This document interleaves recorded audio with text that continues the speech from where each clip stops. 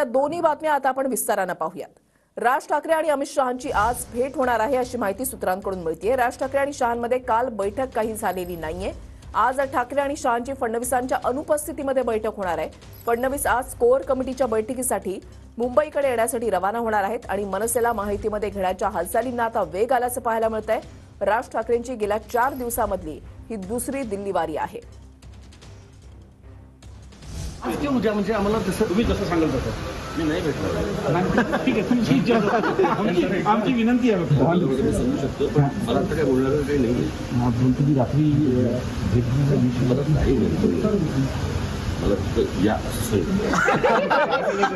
Sir, तुम्ही पण आम्हाला या म्हणा ना।